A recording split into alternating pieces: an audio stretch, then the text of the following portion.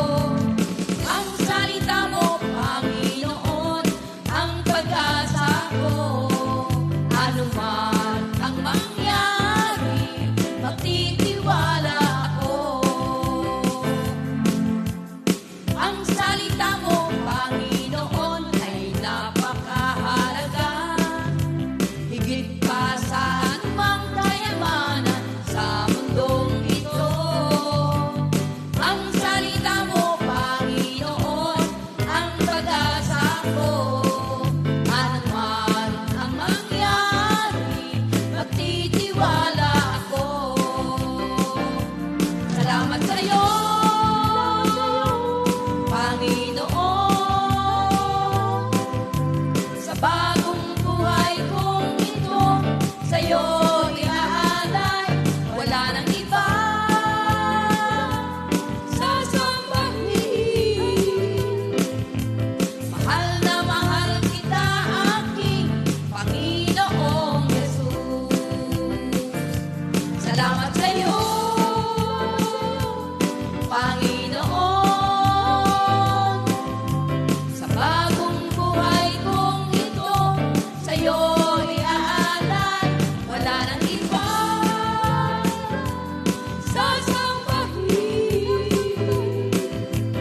Mahal na mahal kita, aking mahal na mahal kita, mahal na mahal kita, Panginoon.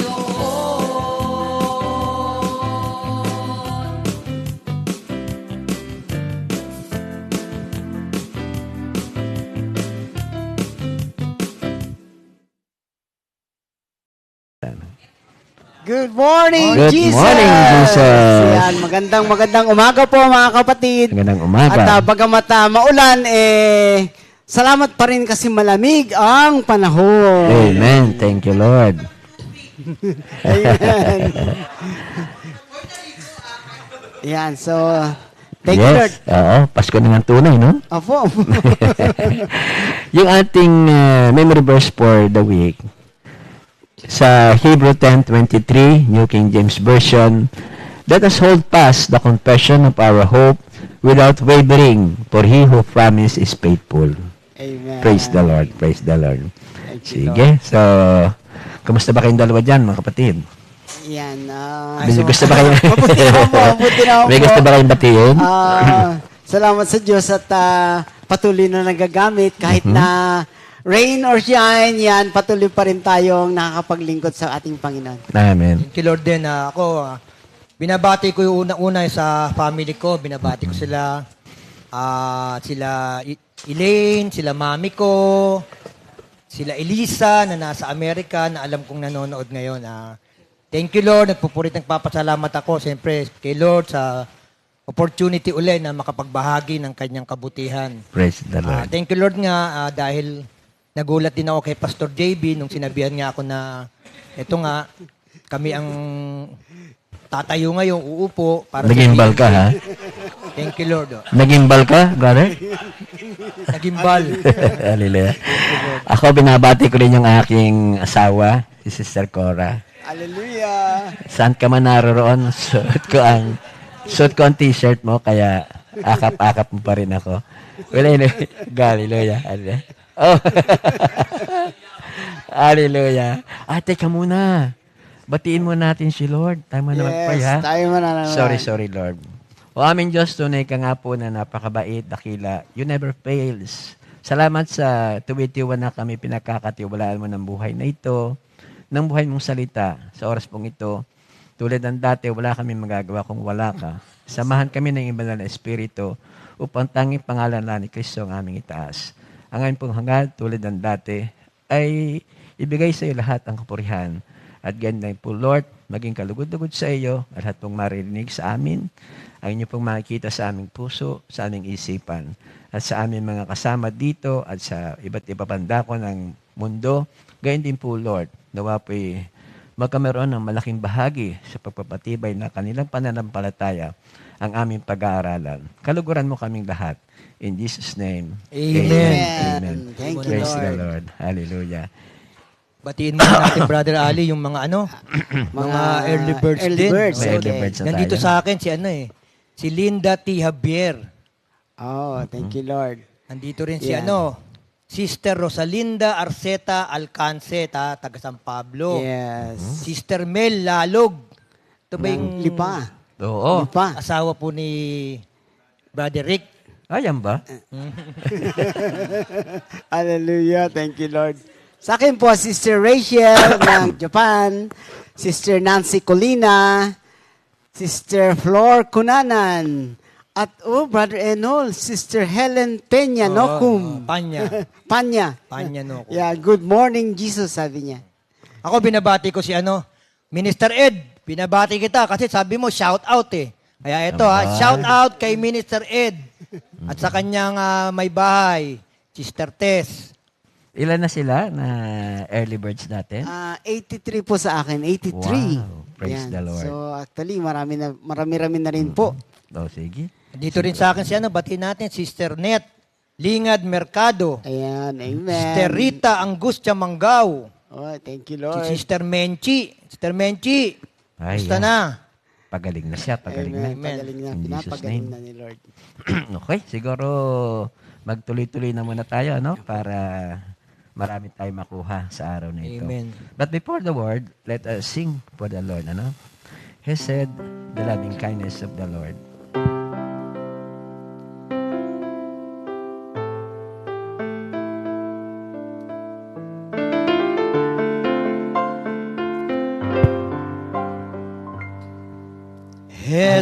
Hesed, the loving kindness of the Lord. Hesed, the true and eternal God. Hesed, the covenant keeping God. Wonderful Savior of my soul. Hesed, the loving kindness of the Lord. Hesed, the true and eternal God. Hesed, the covenant keeping God. Wonderful Savior of my soul. He never fails. He's He concerned is concerned with every little things you do. He never fails. He's concerned with every little things you do. Hesed, the loving kindness of the Lord. Hesed, the true and eternal God. Hesed, the covenant keeping God. Wonderful Savior of my soul. Praise the Lord. Yan po ang title ng ating pag-aaral ngayon, God Never Fails. At ito po'y hango sa Hebrews 11, verses 4 to 13. Brother Enol, pakibasa sa English. New King James ba yan? Good news po. Good news. Thank you, Lord. Hebrews 11, 4 to 13. Thank you, Lord. It was faith that made Abel offer to God a better sacrifice than Cain's. Through his faith, he won God's approval as a righteous man because God himself approved of his gifts. By means of his faith, Abel still speaks even though he is dead. It was faith that kept Enoch from dying. Instead, he was taken up to God, and nobody could find him because God had taken him up. The scripture says that before Enoch was taken up, he had pleased God. No one can please God without faith, for whoever comes to God must have faith that God exists and rewards those who seek him. It was faith that made Noah hear God's warnings about things in the future that he could not see. He obeyed God and built a boat in which he and his family were saved. As a result, the world was condemned and Noah received from God the righteousness that comes by faith. Verse 8. It was faith that made Abraham obey when God called him to go out to a country which God had promised to give him. He left his own country without knowing where he was going. By faith, he lived as a foreigner in the country that God had promised him. He lived in tents, as did Isaac and Jacob, who received the same promise from God. For Abraham was waiting for the city which God has designed and built, the city with permanent foundations. It was faith that made Abraham able to become a father, even though he was too old and Sarah herself could not have children. He trusted God to keep his promise.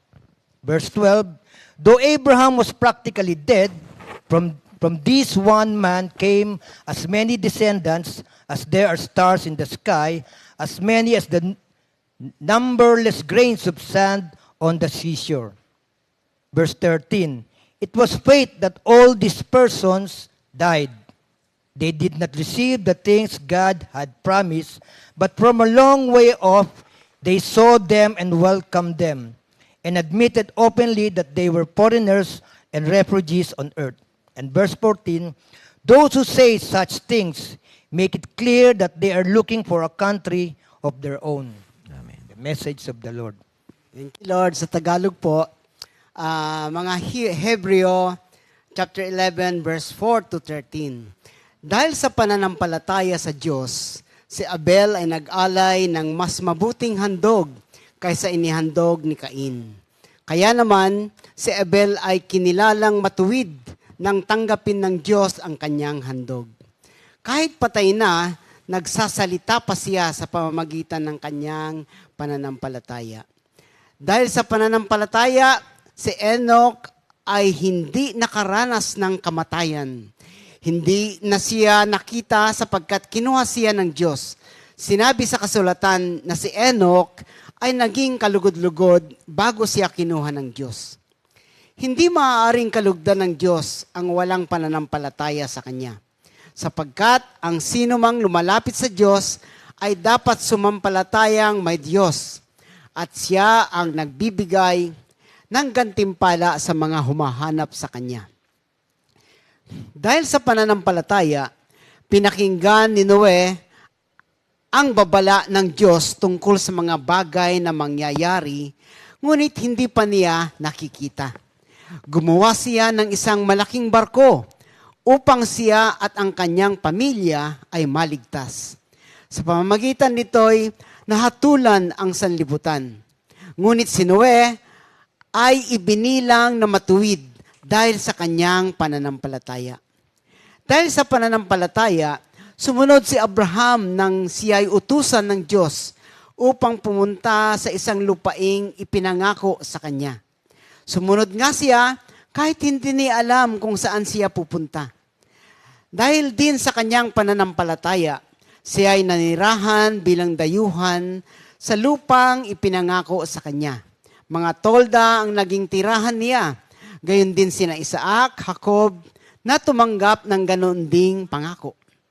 Sapagkat umasa si Abraham ng isang lunsod na may matatag na pundasyon, at ang Diyos mismo ang nagplano at nagtayo. Dahil din sa pananampalataya, si Abraham ay nagkaroon ng kakayahang maging ama. Dahil ay kahit na siya ay matanda na, at kahit si Sarah ay hindi na maaring magkaanak pa, nanalig siyang tutuparin ng Diyos ang kanyang pangako. 12. Kaya't sa isang taong maituturing na halos patay na, ay nagmula ang isang lahi na naging sindami ng bituin sa langit at nang di mabilang na buhangin sa dalampasigan. Silang lahat ay namatay na may pananampalataya. Hindi nila nakamtan ang mga pangako ng Diyos, ngunit natanaw nila iyon mula sa malayo at itinuring na natanggap na nila. Kinilala nilang sila'y mga dayuhan lamang at nangingibang bayan dito sa lupa. Praise the Lord. Hebrews 11, 4 to 13. Ang focus po ng ating pag-aaral ay doon sa verse 13. All these peoples were still living by faith when they died. They did not receive the things promised. They only saw them and welcomed them from a distance, admitting that they were foreigners and strangers on earth.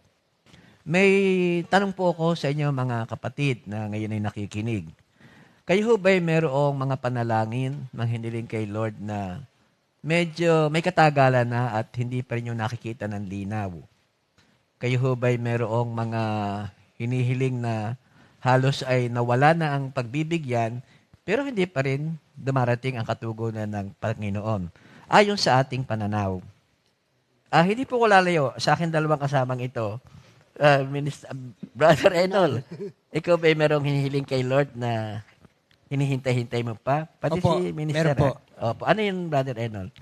Kasi simula po nung nag-asawa yung panganay ko hanggang ngayon, wala pa pong anak. Kaya ang prayer ko nga po, 2 years na sila pong 2 years Kasal. na po silang kasal. Praise the Wala Lord. pa po akong apo. Okay. Gusto ko pong makakita ng apo. Ganda naman. Yun po ang prayer ko na Praise the Lord. naghihintay pa rin naman po ako. Amen. Amen. Thank you. Huwag Lord. nang sapitin na yung lalaki maging 100 years old. Ano? Yun nga lang po. Baka mapapunta kay Abraham. Hindi, saka ako po, wag naman sanang abutin ng Oo nga pala. matanda para magkaroon ako ng apo. Sana gusto ko nga po, ngayong medyo No, no. bata-bata pa po ako. Praise the Lord. Opo. May this word of God, magbigay ng blessing doon sa prayer mo. Ano? Praise the Lord. Ikaw naman, Minister. Ano naman ang Thank iyong... you, Lord. Ang heart desire ko po talaga at lagi kong pinapalalangin din kay Lord, dumating yung time na kaming pamilya magkasama sa iisang community. Bagamat ang aming pananampalataya ay isa, pero kami ay may kanya-kanyang community. Kaya yun. It's a long-term plan na pinapanalangin ko kay Lord. Yung kami magsama-sama sa isang community. And hopefully dito sa ating coffee. Amen. Praise the Lord. Halos parehas tayo. Ako meron din. Yun namang aking pamilya, yung aking first family, ako, ang aking mga anak, mga apo, yun talaga gusto ko. Kasi yun ang pangako niya sa amin Sa John 10:16. Meron pa kasi mga nasa labas ng kawan, ibig ng Diyos, isa lamang. Halos ay narito na kami. Ang akin lang napipil, meron pa kaunti akong puwersa para sila yung matin doon sa sinasabi natin ng fellowship, no? Ang gusto ko sana ay dumating yung pagkakataon na, Daddy, anong oras para mga ganon? Ano ang word natin sa Sunday? Gusto ko marating yon. Gusto ko rin marating yung hindi ko na sila titingnan, susulyapan, kasi tinitingnan ko sinusulyapan kung ito ba'y nakakanta na o nakahalukip-kip pa. Yun ang akin nakita sa aking mga po, no? Sa aking mga kapatid, okay na rin naman kasi kita ko naman yung kanilang pamumuhay. Bagamat sabi nga ay hindi sa isang simbahan, sa kompi, pero mayat manaka-naka, kung merong okasyon o imbitahan natin, napunta rin naman. Pero focus ako talaga doon sa Jerusalem ko. Amen. Pray, Minister. So kayo po mga kapatid, kung kayo po ay merong mga kahilingan na inyo pinagpipray kay Lord o hindi nyo natatanggap, pero meron lang pong kaunting paalaala. Yun kasing ating panalangin ay maaaring dalawang klase ang puntahan. Ang isa po yung naisip lang ninyo, yung nakita nyong pangangailangan. Pero hindi po nakita yung salita ng Diyos na nangako na ibibigay yan. So pinag-uusapan po natin dito ay yung pangako ng Diyos sa iyo na base sa salitang natanggap mo. Kasi it is the God who promises, siya din ang magbibigay ng fulfillment noon. At gaya ng ating title, God never fails. Bago kayo tawagin, ako'y nahingi muna pasensya sa inyo ulit ha. Ako'y nakamaskara na naman. Kasi ako'y inuubo pa hanggang ngayon, baka mahalina ko kayong dalawa Ang dami naman nating gawain. Pero I pray na audible naman ang aking boses, lalo sa kabila. So ito nga po tayo mga kapatid. Ito pong ating pag-aaral ay patuloy na katulad ng ating napag-aralan kahapon tungkol doon sa buhay ni Abraham.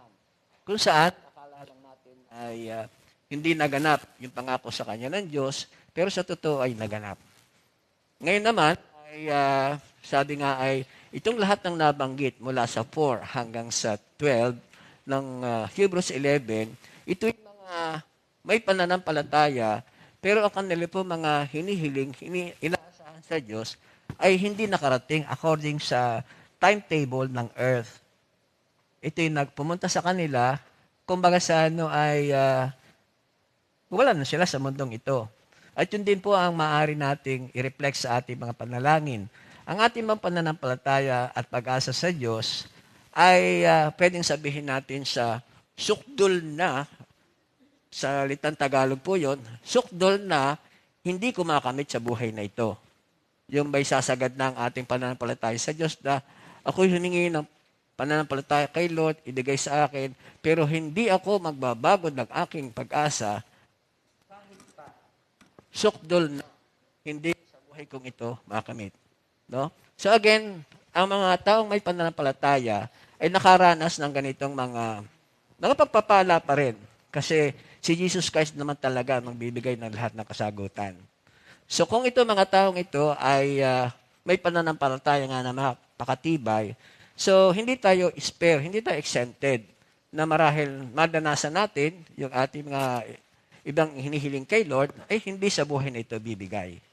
Amen. Amen. So, without further ado, amin hong paghahati-hatian ni na Brother Enol, sina Minister Ali, ang pag-aaral ngayon. Ang dalawa po nating kapatid ay magbibigay ng dalawa pang halimbawa tungkol sa mga faithful believers of the Lord, pero yung pong kanilang panalangin ay hindi nila nakamit sa buhay na ito. Siguro unahin natin si Brother Enol, ano? Opo, at ano ba ang iyong isi-share na Thank you, Lord po. Bible character? Si Moses po ako, Pastor. Okay. Kay Moses God po. bless you. Kahapon nga po, pinag-aralan nga po natin yung mga promises. Ngayon nga po, pagpapatuloy lang ng mga promises ni Lord. At ngayon po, ang bibigyan ko po ay yung mga promises kay Moses. At pagkatapos nga po, malamang pagkatapos po ng pagtuturo natin, mapagtitibay natin na ang mga promises ni Lord, katulad nga po ng sabi ni Sister Ria, ay tiyak. God never fails. Trivia lang muna po, bago po ako magsimula.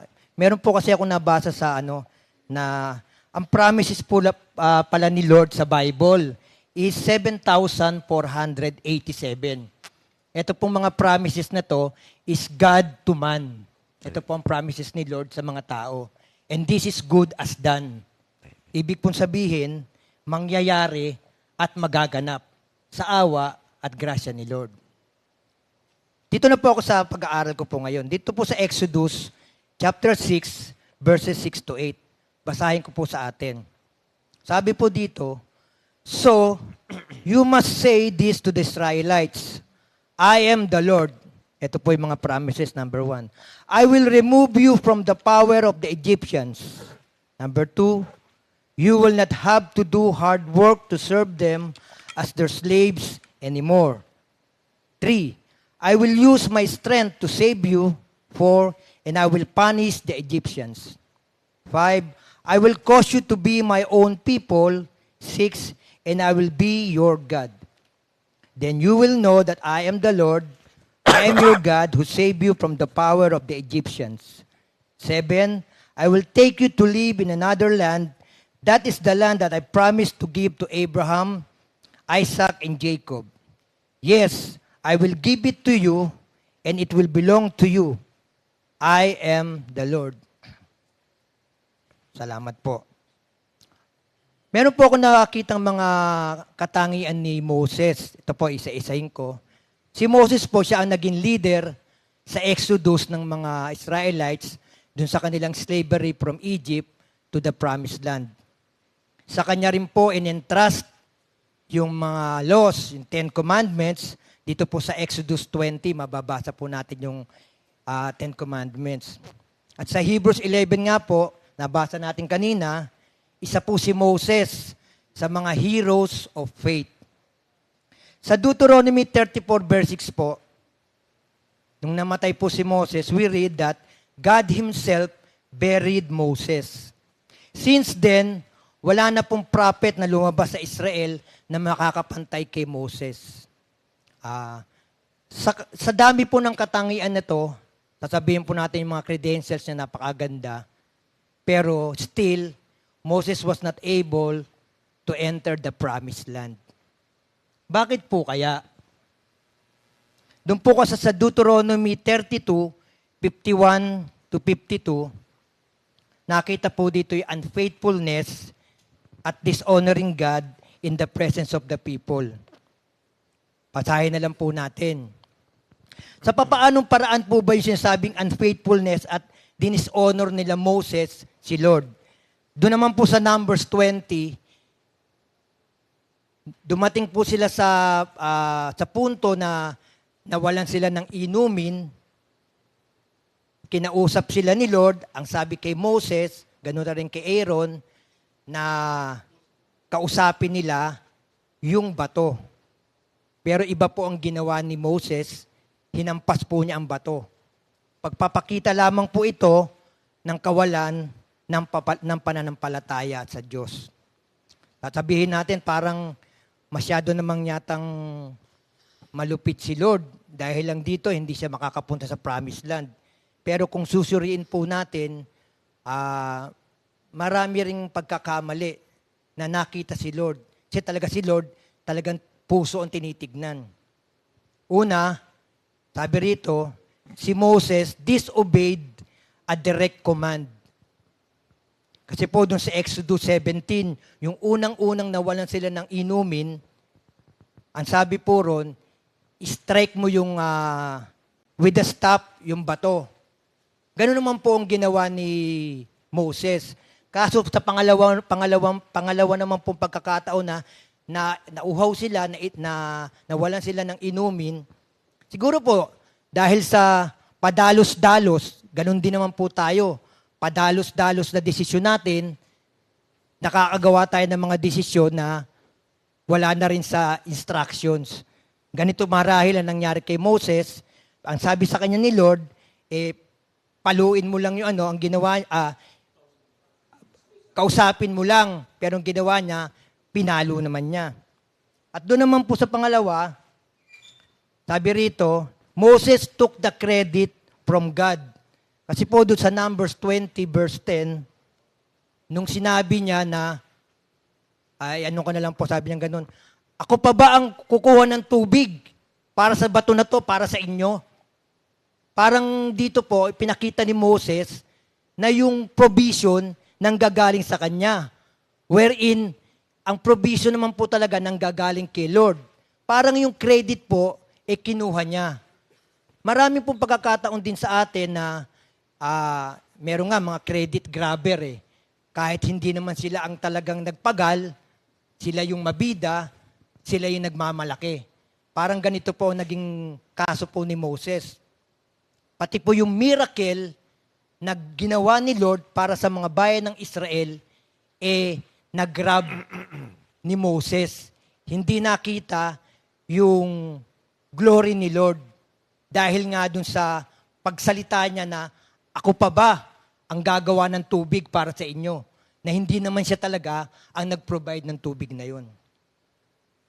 Dito rin po sa pag-aaral na to, meron din po akong mga nakuha mga representations. Una po, yung the water-giving rock is used as a symbol of Christ. Sa 1 Corinthians 10:4, kung babasahin po natin, sabi rito, at uminom din ng iisang inuming espiritual sapagkat uminom sila sa batong espiritual na sumubaybay sa kanila at ang batong iyon ay si Kristo. Isa pong representation ng water-giving rock. Pangalawa po, yung the rock that was once struck. The rock that was once struck was Jesus Christ who was crucified once. Ito po ang nire-represent nun. Mababasa po natin sa Hebrews 7:27. Minsan lamang naghandog si Jesus at ito'y pang magpakailanman nang ihandog niya ang kanyang sarili.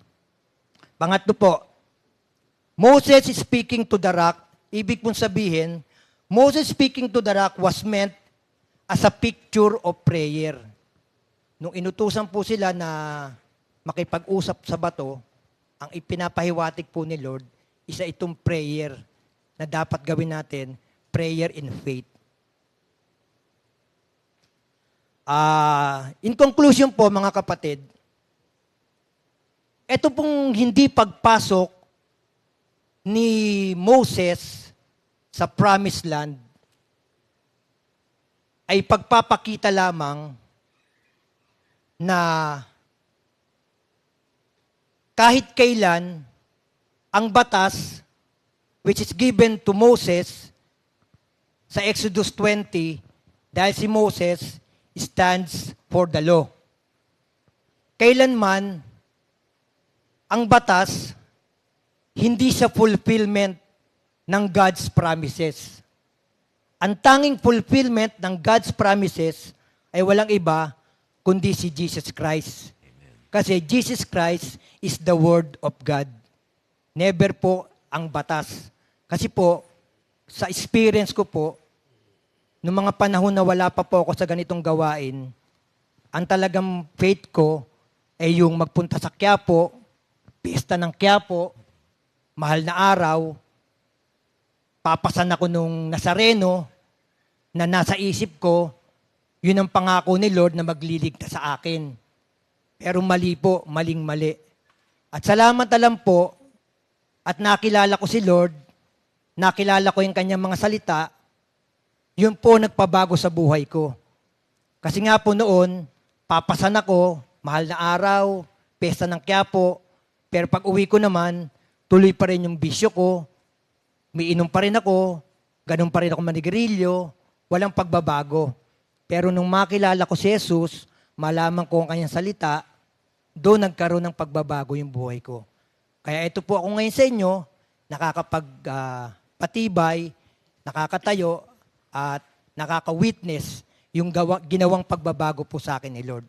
At para po sa last verse, dito po sa 2 Corinthians chapter 1, verse 20, sabi po dito, sapagkat kay Kristo, ang lahat ng pangako ng Diyos ay palaging oo. Dahil dito, nakakasagot tayo ng Amen sa pamamagitan niya para sa ikaluluwalhati ng Diyos. Thank you, Lord. Amen. Amen. Thank you, Lord. Lord. So yan si Moses, tulad ng mga Enoch ng Abraham, hindi niya naranasan yung pangakong makaapak man lang. Natanaw niya pero hindi nakaapak. Tingnan natin pa niya susunod pag-aral, ha? Pakinggan naman natin yan si Minister Ali para doon sa isang karakter pa, si Abraham, ano, Minister? Amen. Para- Si David po, David. Si David. Opo. Si David. Thank you, Lord. God bless you. Yan, thank you, Lord. Basahin ko lang po muna yung ating verse na pinag-uusapan sa Hebrews 11:13. Silang lahat ay namatay na may pananampalataya. Hindi nila nakamtan ang mga pangako ng Diyos. Ngunit, natanaw nila iyon mula sa malayo at itinuring na natanggap na nila. So, ang sinasabi po ay, sila mismo ay hindi nila na-experience, hindi nila naranasan yung kaganapan ng pangako. Pero lahat ng pangako ng Diyos, ito ay na-fulfill. Hindi nga lang during their time. Yan. Actually, ito pong si Haring David. Maraming pangako ang Diyos sa kanya eh. Kasi ibang klase itong si David eh. Merong mga short-term promises at saka long-term promises. At saka yung long-term, actually yun yung yung pinakamahalaga, yung culmination of our faith. Yan, basahin ko po sa aking verse na kinuha, yung 2 Samuel chapter 7. Start na po ako ng verse 9 kasi dito po nagsimula ang pangako ng Diyos para kay David. Verse 9, kasama mo ako saan ka man magtungo at lahat mong mga kaaway ay aking nilipol. Gagawin kong dakila ang iyong pangalan tulad ng mga dakilang tao sa daigdig.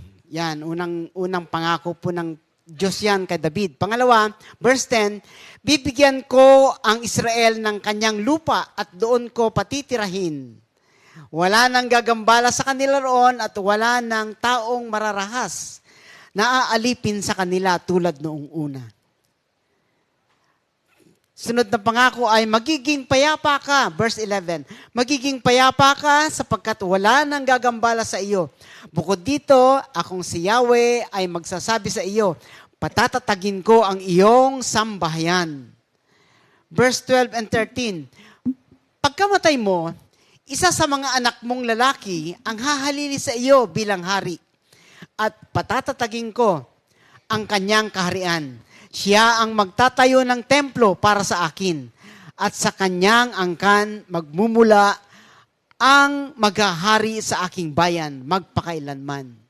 Yan, in-underlinean ko po yung magpakailanman. Kasi may mga promises si Lord na forever. Kaya ito, magpakailanman. Ako'y kanyang magiging ama at siya ay aking magiging anak. Kung siya ay magkasala, paparusahan ko siya tulad ng pagpaparusa ng ama sa nagkasalang anak. Ngunit ang paglingap ko sa kanya ay hindi magbabago di tulad ng nangyari kay Saul. Sa verse 16 po, magiging matatag ang iyong sambahayan. Ang iyong kahari ay hindi mawawaglit sa aking paningin at mananatili ang iyong trono magpakailanman. Yan, ito po yung mga pangako ng Diyos kay David. At bagamat ang Diyos ay tapat sa kanyang pangako, huwag nating kaliligtaan na siya din ay banal. So, kasi maraming naging kasalanan yung si Solomon. May requirement, requirements of God's promise. 1 King 2:1-4. Nang malapit nang mamatay si David, pinagbilinan niya si Solomon ng ganito, malapit na akong mamatay, magpakatatag ka at lakasan mo ang iyong loob. Tuparin mo ang iyong tungkulin kay Yahweh na iyong Diyos at mamuhay ka ayon sa kanyang kalooban. Sundin mo ang kanyang mga batas, utos, hatol at tuntunin ayon sa nakasulat sa kautusan ni Moses. Sa gayon, magtatagumpay ka sa lahat mong gawain. Tutuparin ni Yahweh ang pangako niya sa akin kapag ang iyong mga anak at susunod na salinlahi ay nananatiling tapat sa akin at susunod sa akin ng buong puso at kaluluwa.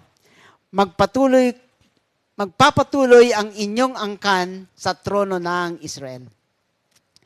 So, ayun nga po, alam naman natin na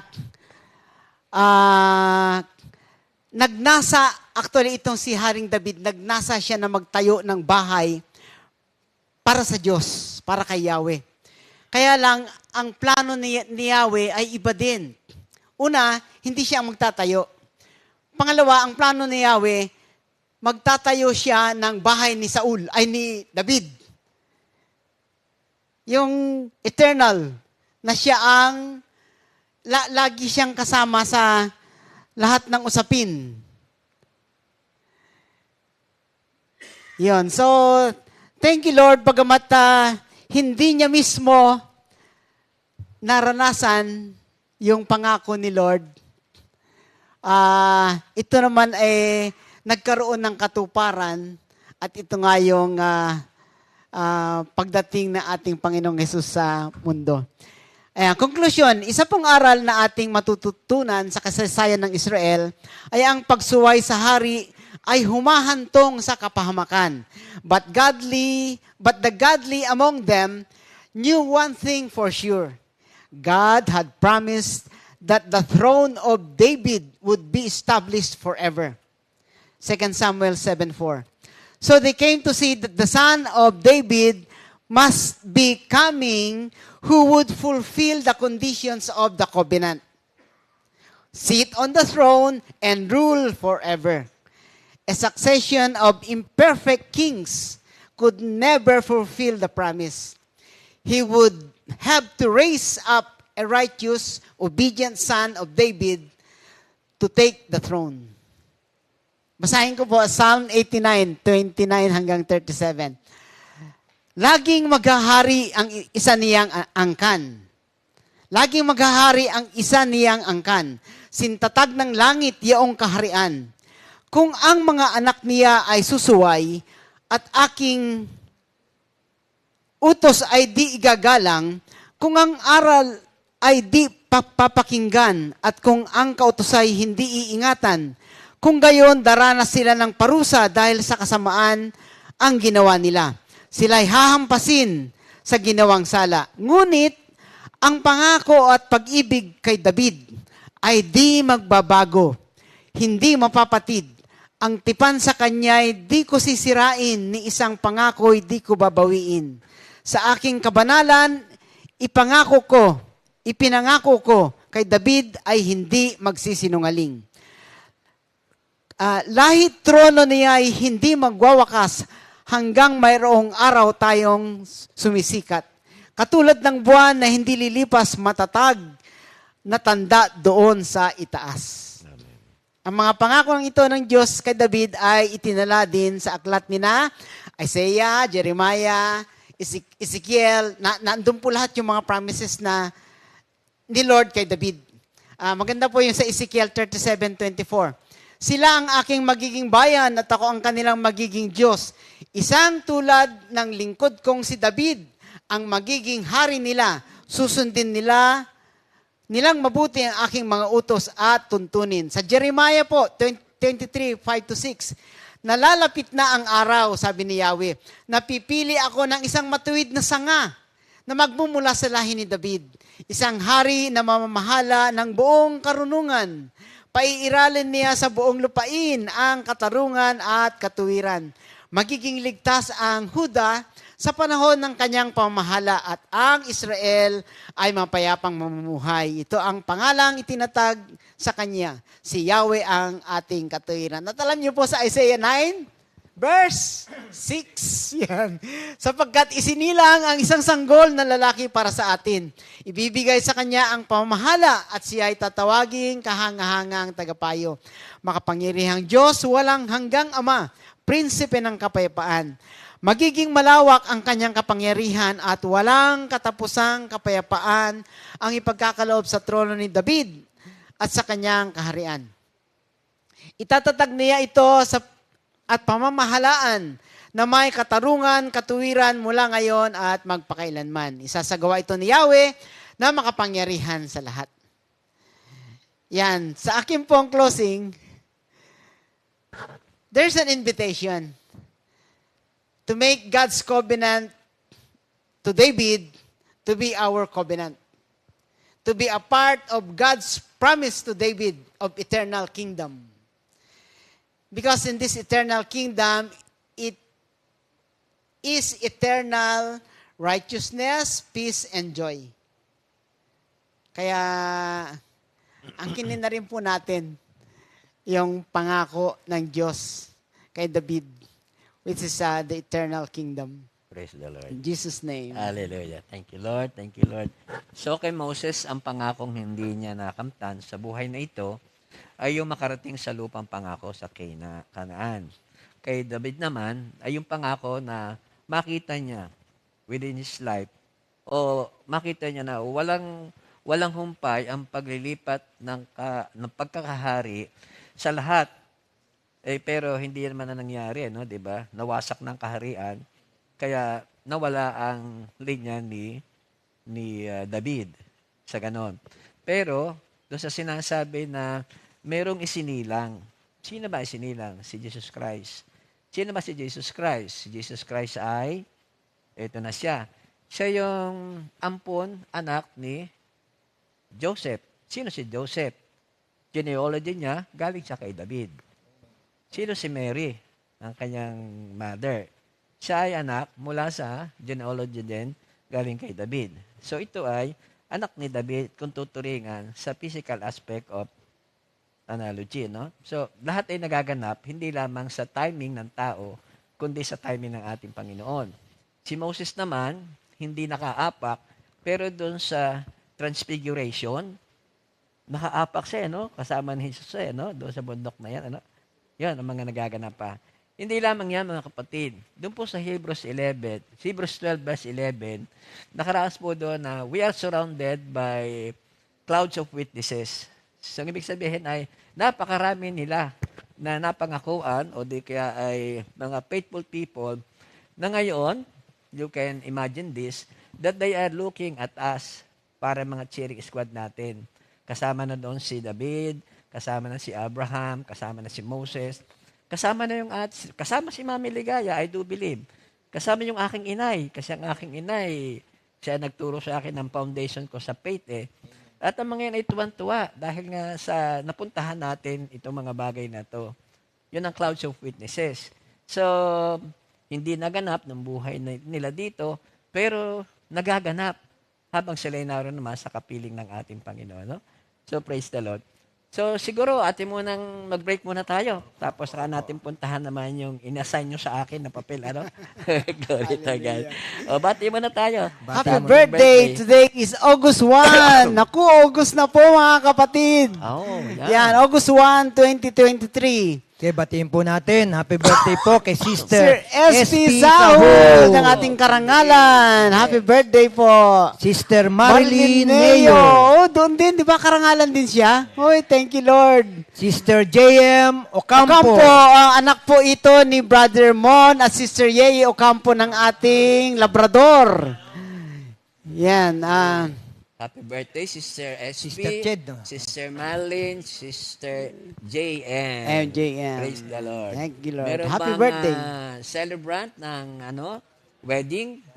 Wala po. Wala Yun na lang tayo. po. Yan. Sige. Kaya happy birthday. Enjoy your day, mga Enjoy your kapatid. day. Praise the Lord.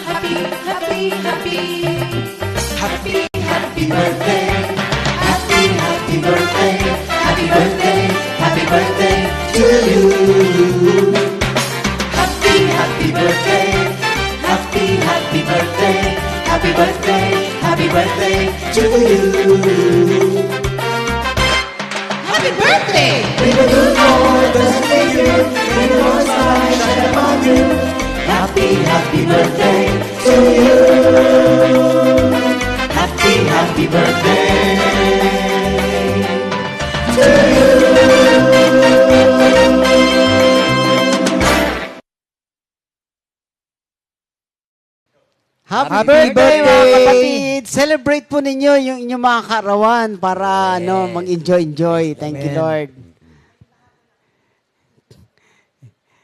May Ayan. pahabol pa.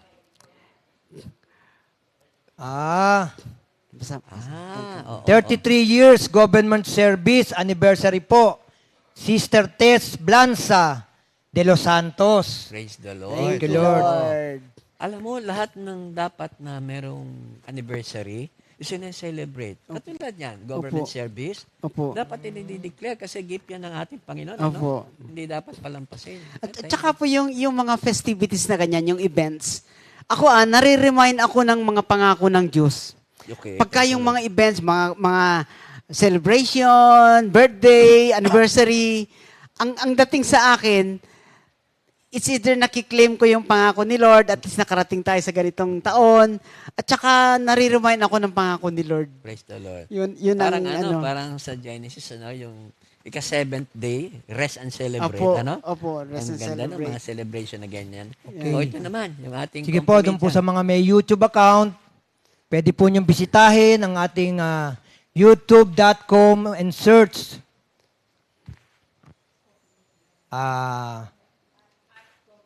at Compi Media 4713 or Compi Media. Click the subscribe button, watch, like, and share our videos. Ganito po itsura ng ating YouTube. Playlist. Ito po yung mga playlist. Compi Music, special events, outreach, gathering ng mga fellowships. Marami pa pong iba. Thank you, Lord. Thank you, Lord. Brother Ali, merong akong nabasa dito yung sa tanong natin kanina. okay. Ito, basahin ko lang, no? Yung kay Sister Sep Rose Katabay Hugo. Taga Pangasinan to. Yes, oo. Ito yung tinatanong natin kanina na ano yung mga panalangin nila. Mm-mm. Ito, sabi ni Sister Rose, yung mga kapatid ko din po at daddy ko po ay madala din sa gawain ng Panginoon. Pero ngayon, andito na yung paniniwala na hinihipo na po sila sa pinagdadaanan ng family. Alam ko na ginamit ito ng Lord para makasama ko sila sa gawain ng Panginoon.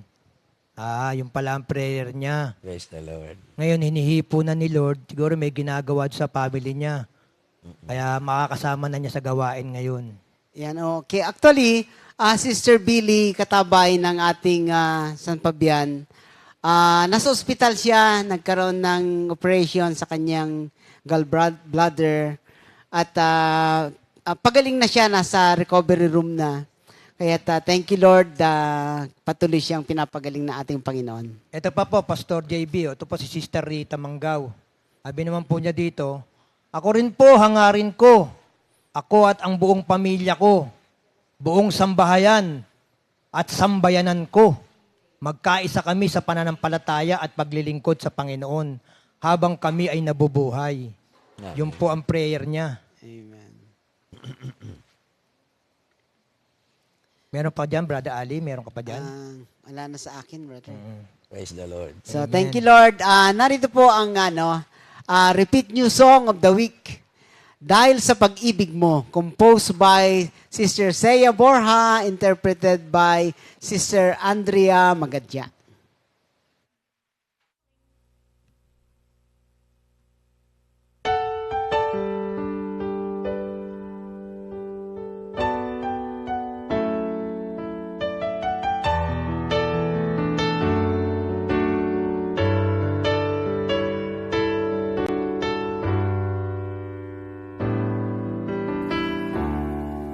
Ako'y aawit sa'yo, O Panginoon.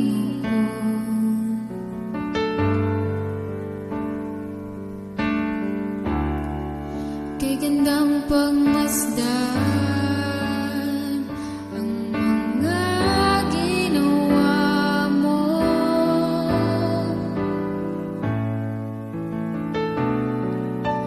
Sala ko'y pinatawan mo, minahal mo ako ng lubos.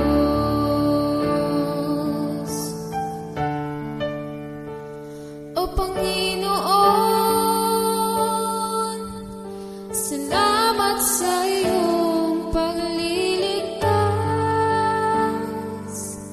Salamat sa buhay ko't lakas. Dahil sa pag-ibig mo, ito'y aking nakamtan. Salamat sa iyo.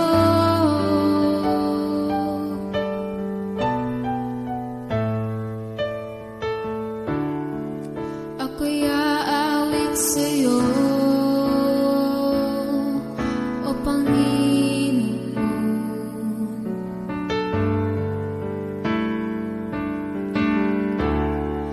Kay gandang pagmasdan ang mga ginawa mo.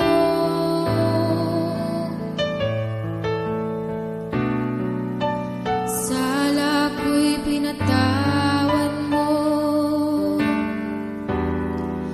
minahal mo ako ng lubos.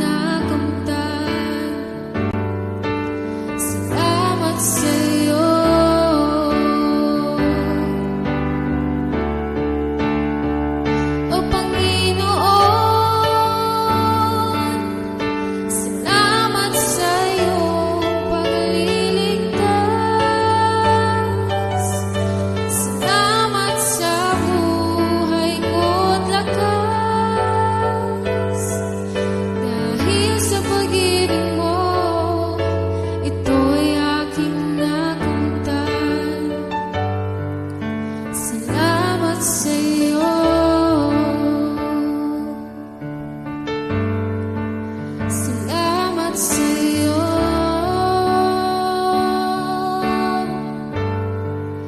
Salamat, O Kristo.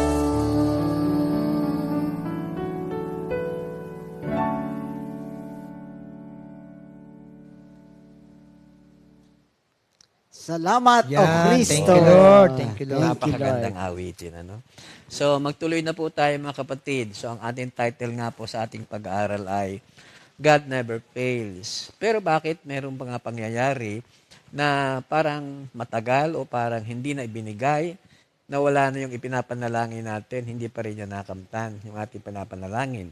Siguro ang isang maaari nating sabihin dito, kasi meron panalangin talaga na para bagang yes now, o di kaya wait a while, and then yun talagang no, dahil ikapapahamak. Marahil yun, at kung naman, ang Diyos lamang ang may plano para sa lahat ng yan. Pero at this point, mga kapatid, gusto ko naman puntahan naman natin yung ating responsibilidad. Kasi alam natin, ang salita ng Diyos, lagi nang yan ay may pangako. Pagkatapos, meron lang ikaw ay bibigyan ng responsibilidad, yung response mo, para ma-experience mo na to kanyang pangako. And then, sabi nga ni Minister Ernie, hayaan mo namang ang Diyos ay patunayan na siya ay Diyos sa pagtupad ng kanyang pangako. So ito yon, dapat ating isasali ang ating sarili kapag mayroon mga bagay na hindi natin nakakamtan kaagad. Again, ang sabi dito baka ikaw yung roadblock, standing block. Kaya siguro, yung bang aking mga apo, kaya hindi agad magtuloy-tuloy to the expectation na gusto ko, si Minister Ali, yung sinabi ni Sister Rita Manggao, baka kami may participation dito. Ako, palagay ko nga, ang aking participation dito, yung hindi naman maging consistent ako doon pa sa pagsasabi na ipaubaya ko kay Lord. Kasi kuminsan, naiinip ako natatagalan ako Para brother, apo, pamaya tayo magpe-fellowship. Tinitignan ka ng mga katabi mo. Pagka kayo nakahalupkip pa riyan, ay lagot ka. At saka, hindi mo na, dinideny mo yung tunay na experience ng fellowship. Pero naisip ko lang yun, nasabi ko lang once, hindi ko na inulit. Kasi, para bagang, gusto ko na ang Holy Spirit ang mag-move sa Kanya, mag-touch sa Kanya. Hindi sa pamamagitan ng sinasabi sa nating sister, na kaya nagaganap na yung mga problema, kasi gusto na ilapit kay Lord. Hindi sa ganon, mabait ang Lord. Mabait si Lord. So, yung ating participation ngayon, ang ating pagkukuha ng pansin. At may isang karakter pa rin sa Bible na napakaganda rin ng kwento. Ito may pangako din sa kanya at ito yung naganap ang pangako sa kanya nung siya ay buhay pa. Alam niyo kung sino yon? Yun ang si Joshua. Yung pumalit kay Moses. Siya lang ang natira, no? So, tingnan natin kung ano naganap kay Joshua na masasabi natin na hindi naman lahat na tinitiraan ng isa pang page of his life at hindi niya ibibigay para sorpresa na lang pagdating niya sa langit. So si Joshua is one of them na ako pa nila yung lupang pangako. At nakita naman natin dito kung ano naging dahilan at kung ano naman ang kanyang mga naging tuntunin na sinunod naman niya sa Diyos. Yun ay matatagpuan sa Joshua 1. Ang una rito, ang sabi niya ay yung palingon-lingon. Paano ba yung palingon-lingon? Kasi doon sa Joshua 1, verse 2, ang sabi dito ay, pagkamatay ni Moses na lingkod ni Yahweh, sinawi na Yahweh kay Joshua, kay Josue na anak ni Nun at lingkod ni Moses, patay na ang lingkod mong si Moses. Ngayon humanda ka at ang buong Israel at tumawid kayo sa ilog Jordan, patungo sa lupaing ibinigay sa kanila. So, ano nangyari? Siguro yung unang dating bilang tao, nung si Moses ay wala na, ito ngayon, panibagong leadership ang binigay. Ito na nga si Josue. So, sino man siguro, maging ikaw man yung pinakamagaling na, pinakamatatag na well-trained na next to the president, pagka biglang appointed ka na naging taking in charge, meron ka rin mga agam-agam sa iyong sarili. Palagay ko ito nangyari kay Joshua. Para bagang, ano kayang gagawin ko rito? Ako'y dati taga-sunod lang eh. Kasi siya talagang very, very faithfully. Sunod lang siya kay Moses, nakikinig lang kay Moses, at kitang-kita niya ang mga nagawang milagro na paggamit ng Diyos sa kanya. Siguro iniisip na, ano kaya ako? Para bagang, so looking back, yun ang mga sinasabi na, kung maaari, iwasan natin yun. Mas sigit ang mga Israelita. Itong kanya pamumunuang ito, alam niya na itong mga ito ay, yun na nga, matitigas ang ulo at lagi na lamang na for several occasion. Mabuti pa nung kami nasa Egypt. Kahit doon ay parang kami alipin, not enough, pero may pagkain. May bubong na masisilungan. Hindi katulad nito, lakad lang ng lakad. Walang ka-challenge. Pagkatapos ito, mayat maya, may panganib.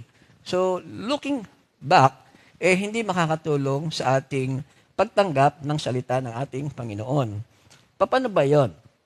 Ang ibig sabihin nun ay, halimbawa tayo, ako halimbawa, glory to God po ito, bago nalis sa akin yung aking iniisip palagi, ako'y may sinisising mga tao kung bakit nangyari sa amin yung aming naranasan sa financial aspect of life, yung bankruptcy. May sinisisi akong group of tao. Pagkatapos, hindi naman yung matatapos doon. Kasi pagkatapos doon, sisisihin ko naman ang aking sarili. Bakit ko pinayagan? Matindi yun eh. Matagal-tagal na ako bago naalis. Pero ito na. Nabasa ko na may plano ang Diyos sa akin. Because of that, pinalis kami sa dinala kami sa Maynila, at hindi lamang nakakita ng isang hanap buhay na sagot doon sa aking pagmamadali na makabawi agad.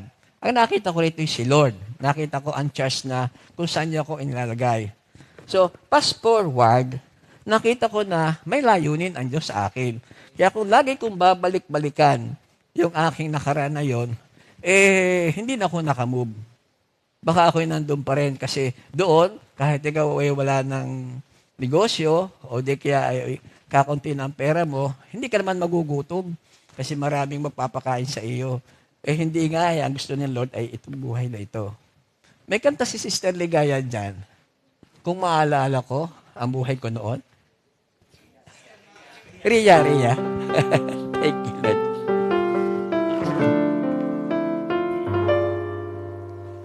Kung maalala ko ang buhay ko noon, alaalang kay dilim ang siyang naroon. Laking pagbabago ginawa ni Kristo. Ako na nasa kadiliman, dinala niya sa kaliwanagan.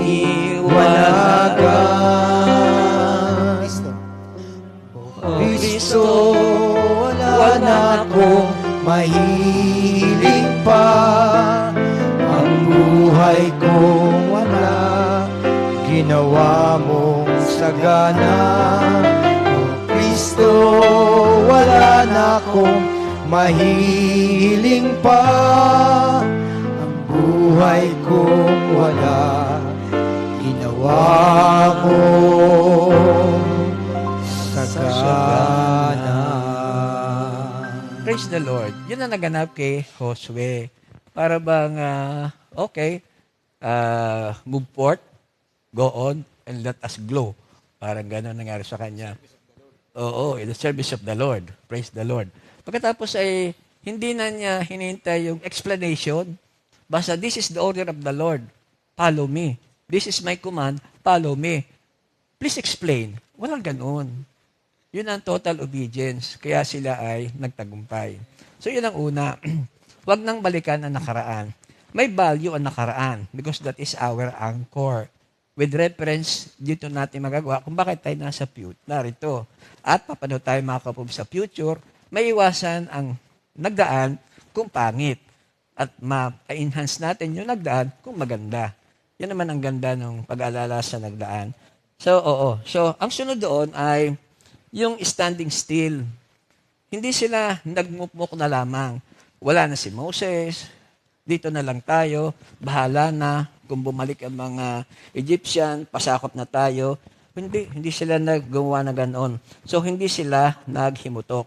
Sa verse 3, gaya ng aking sinabi kay Moses, ibinigay ko sa inyo ang lahat, lupeng inyong mararating. So, ano ibig sabihin dito? God wants us to keep moving with Him. Let's go, let's move. When we stand still, we sink or go backward. Pag ikay huminto sa pagkakatayo mong yan, wala magagawa sa iyo. Sabi nga sa sales doon sa aming negosyo, when you stop moving, you start dying. Yun ang sinasabi, ano? So, God doesn't go backward. He always moves forward. The promises of God are for today. It's not for yesterday. When you claim the promises of God, it may have come from year past, but it is always for the future. Lahat ng nagaganap, preparation yan for the future. Kung maalala natin si Peter, doon sa Matthew 14:22-23, naalala ba natin yun? So there's a qualm. Para bang sakay sila sa bangka, eto na, hindi na magkaintindihan sila, no? So, pagkatapos, ang lalaki ng alon. Tapos nakita niya si Lord, naglalakad, papalapit sa kanila. Ano nga bang ginawa ni Peter noon?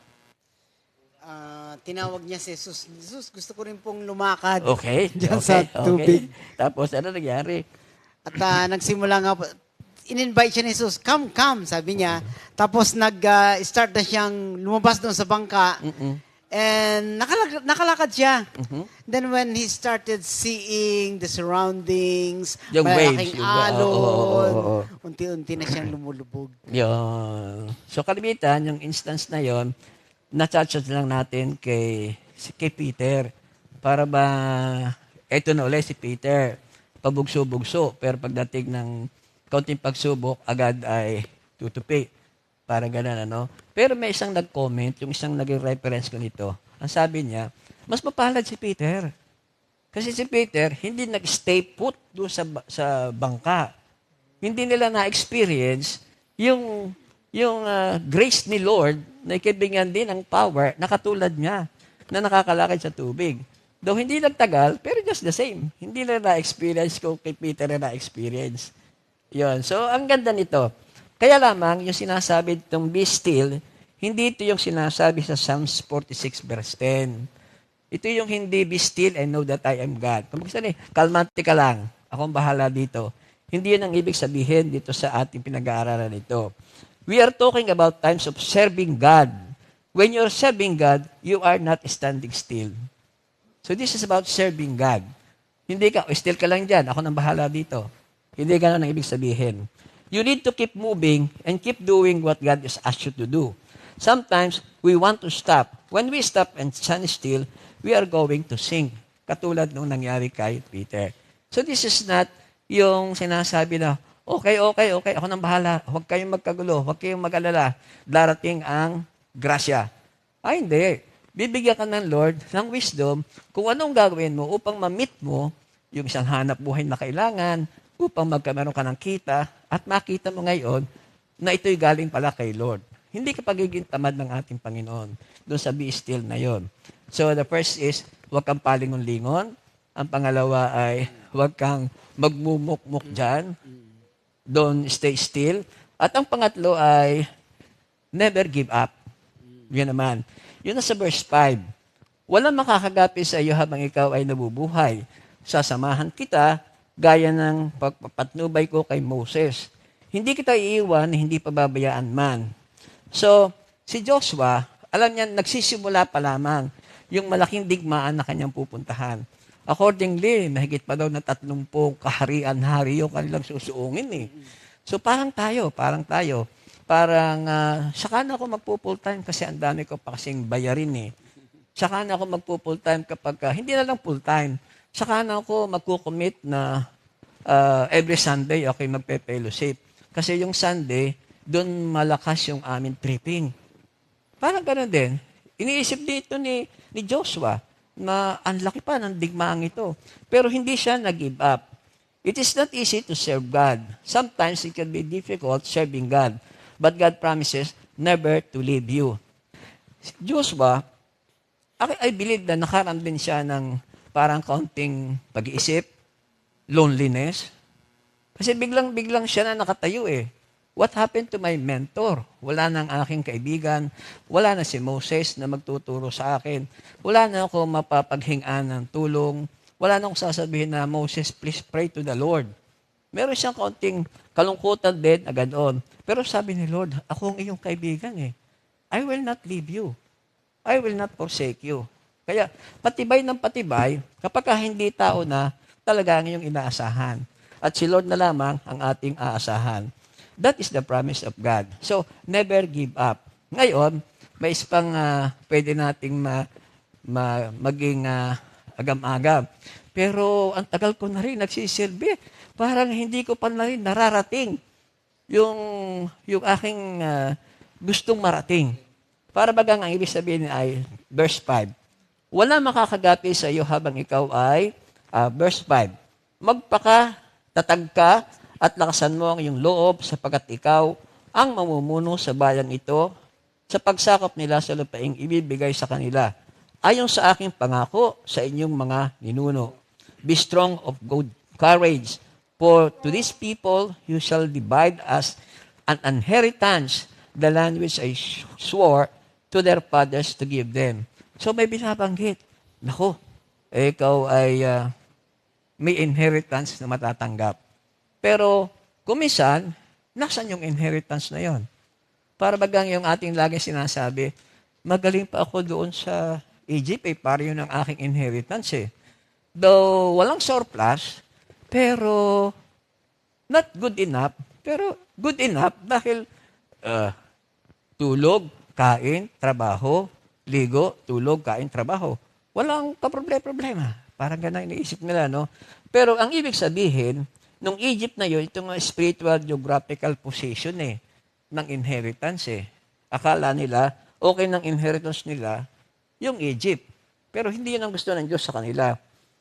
Ito yung nagre-represent ng world system that keeps us in bondage. We can be put into slavery by the world, our fleshly nature, and Satan. Egypt represents this. The Israelites were in slavery in Egypt. They were freed from their slavery by the blood of the Lamb. Praise the Lord. So each and every one of us, spiritually speaking, has been in Egypt. We have all been placed into spiritual slavery. Jesus has delivered us from this slavery by dying for each and every one of us on the cross. So, hindi natin ito maitatanggi. Hindi natin ito pwedeng iwasan na lahat tayo ay naging parang napapunta sa Egypt. Slavery of sin. Yun ang una. Ngayon, pinadanas din sa kanila yung wilderness.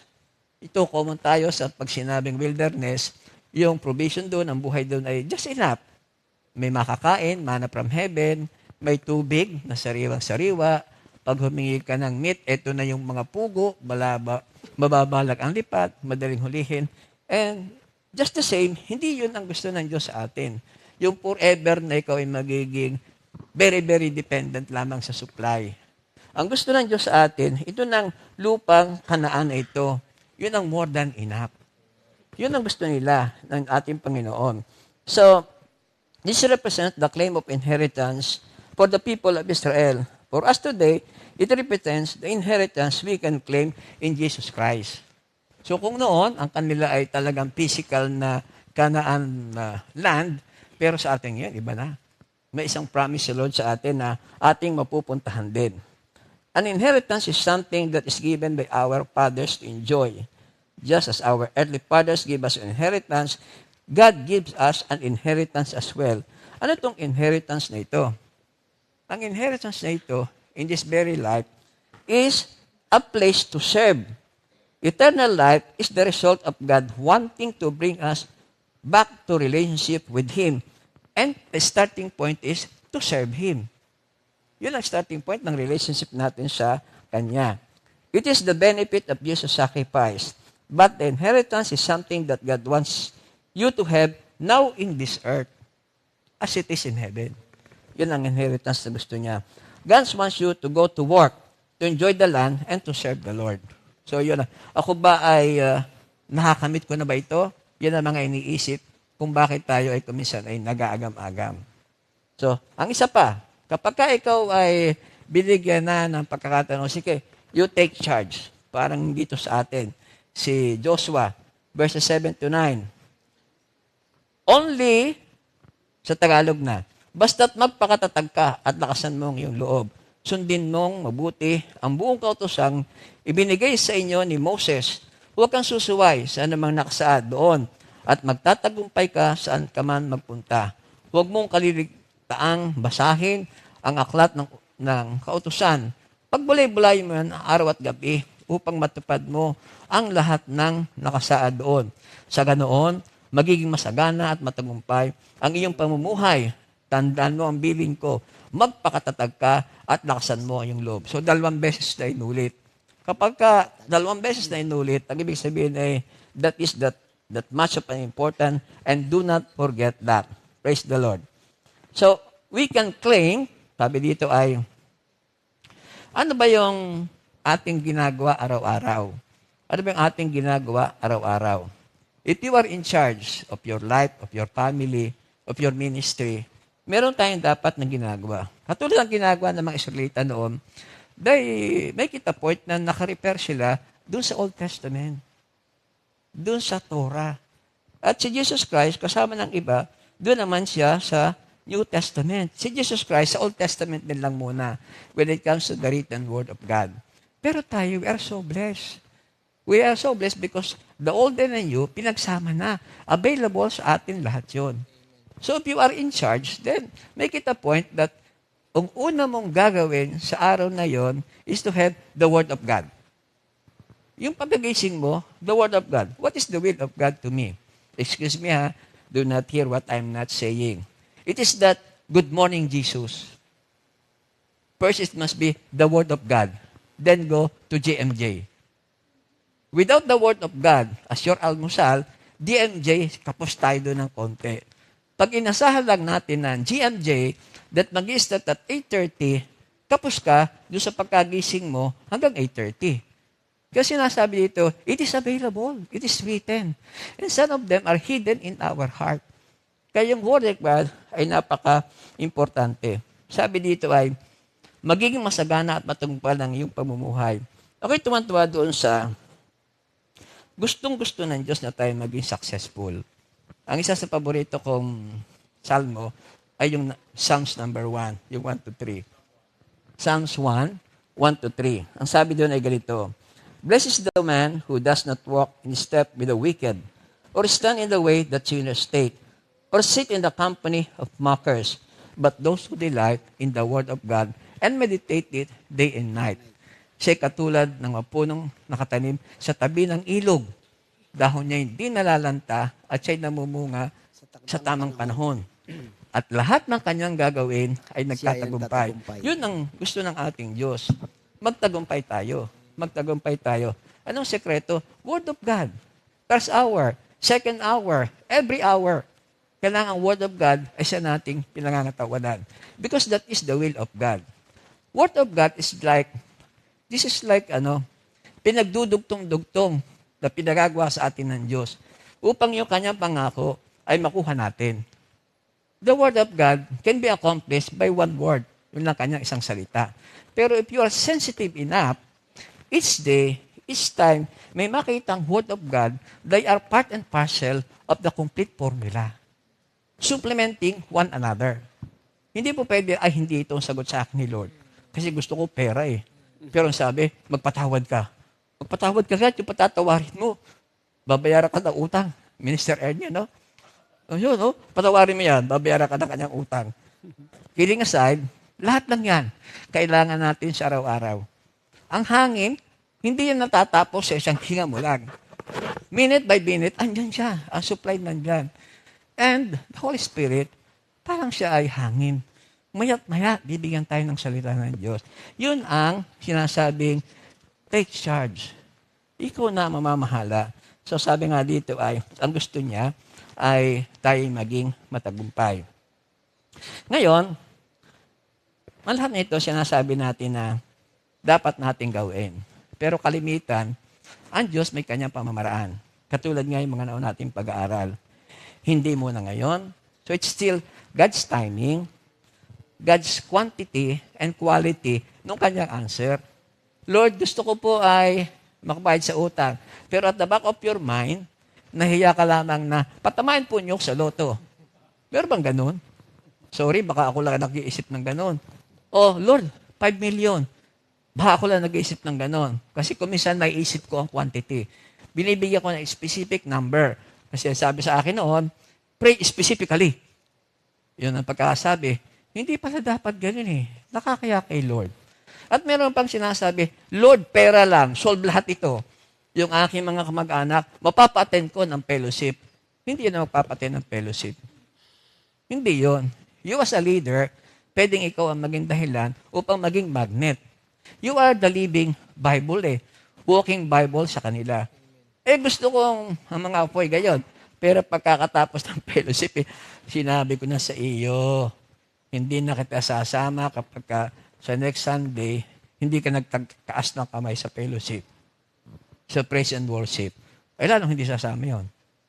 Kahit pabigyan mo yun ng ano pa, sasama man, ay di, wala yung puso. Ay puso ang soil ang rich soil natin no? So, meron pamamaraan ng ating Panginoon. But, ang sabi nga ay, katulad ni Paul, nabilanggo siya, considering na sa dami na nagwadya kay Lord. Marahil naisip niya na, Lord, bakit ganon? Marahil ako'y gumaganap lang ng aking kalimitang idinadaing kay Lord. Lord, bakit kay Lord? No? Yung pala, si Lord, napakarami ng purpose ang kanyang pamamaraan. Because yung kanyang imprisonment, nakarating sa atin, yung Spirit of Jesus, na-impart niya kay Paul, kay St. Paul. Ito yung mga nasulat niya. Andiyan ang Ephesians, Philippians, Colossians, lahat ng epistle niya. Roman, Corinthians. Kung hindi siya nabilanggo, wala siyang panahon ng pagsusulat. Wala siyang panahon ng pagsusulat. At tulad ng sabi ko ngayon, kung hindi naganap sa amin, yung ganong pagsubok, hindi ako mapapapunta sa Maynila. Hindi ako matatagpuan ko si Lord na isang buong community pala ito. Ito pala ako, dito pala ako. At kung si Lord ay nasa atin, everything will follow. Everything will follow. So yun ang isa nating dapat i-consider. Marahil nagawa na natin yun, not giving up, not looking at the past, fighting it out.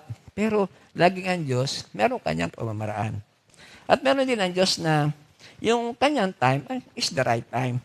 Hindi po pwede ito ng right now. Lord, give me patience right now. Hindi niya gagawin yon. Sa Kanya, hindi pwede nating likhahan ang ating Panginoon.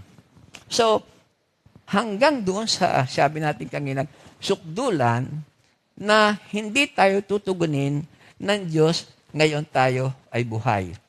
Mga kapatid, yun ba'y kaya nating sabihin? Sukdulang, hindi ngayon, ang tugon ng Diyos sa aking hiningi sa iyo, Lord, ako'y patuloy na magsisilbi sa iyo. Katulad ng experience itong ating mga nabasa na ito. Sukdulan ito. Okay, thank you, Lord. So, I think we're almost done.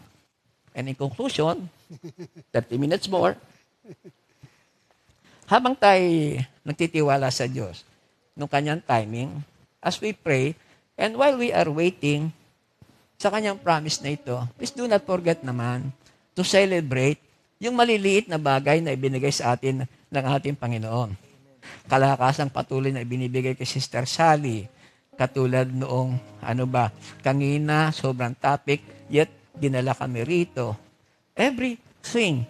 Sa amin, ako, thank you Lord talaga yung Malakay 3:10, nalagyan pa ng 11, talagang masasabi ko na mga windows in heaven, napakaraming nabubuksan.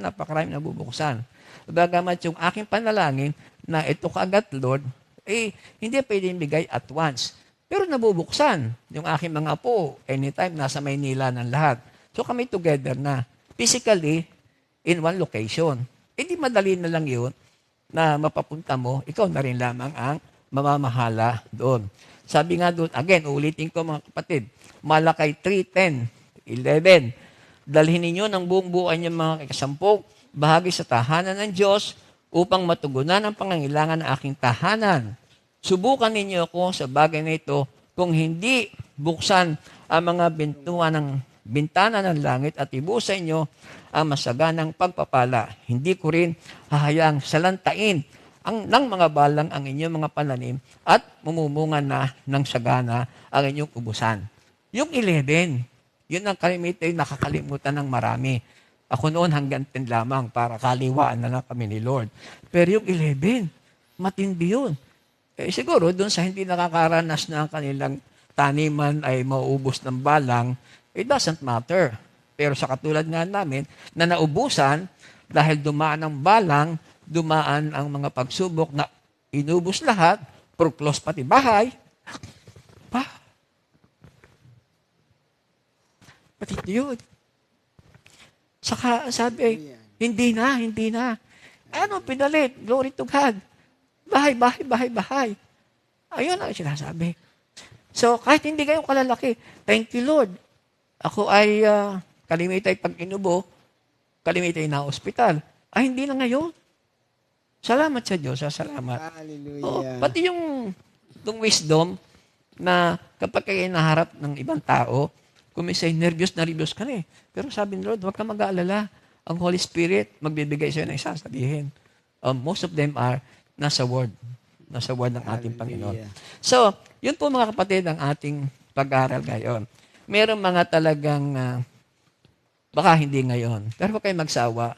Kasi in spite of the big thing that you are asking, yan ay nilalagyan ng Diyos sa atin, siguro maliit, siguro malaki, hindi mo lang ma-equate na yung pala ang sagot doon sa iyong hinihiling na malaki. Pag ugnay mo ang biyaya sa iyong apo, sa iyong anak, sa iyong mga kapatid, sa iyong mga kasama sa opisina, kasama sa ministry, yung pala halos itinugan na rin. Yung gusto mong malaking-malaki. At kung hindi, gusto mo talaga magampanan, di hanggang doon sa buhay na walang hanggan.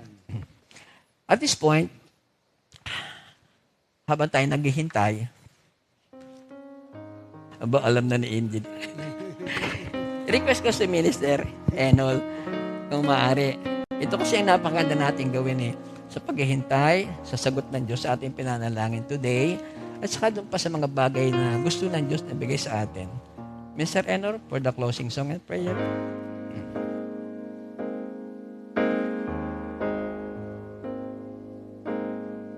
Nais ko sa bawat sandali, ikaw ay papurihan.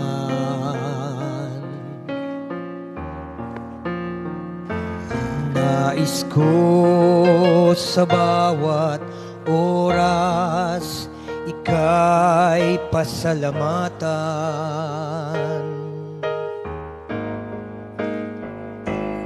Nais ko sa bawat araw, sambahin ang iyong pangalan.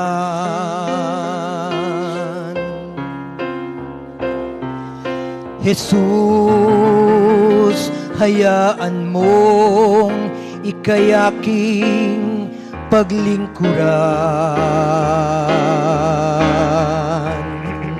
Nais ko sa bawat sandali, ikaw ay papurihan. Nais ko sa bawat oras, ika'y pasalamatan.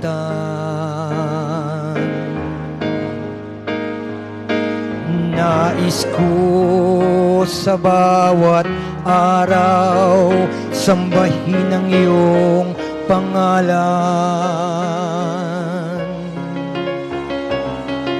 Jesus, hayaan mong ika'y aking paglingkuran. Habang ako'y naghihintay sa iyong muling pagbabalik, hayaan mong awitan ka at sambahin bawat saglit habang ako'y naghihintay sa iyong muling pagbabalik. Puspusin mo ang puso ko ng banal na pananabik habang ako'y naghihintay sa iyong muling pagbabalik.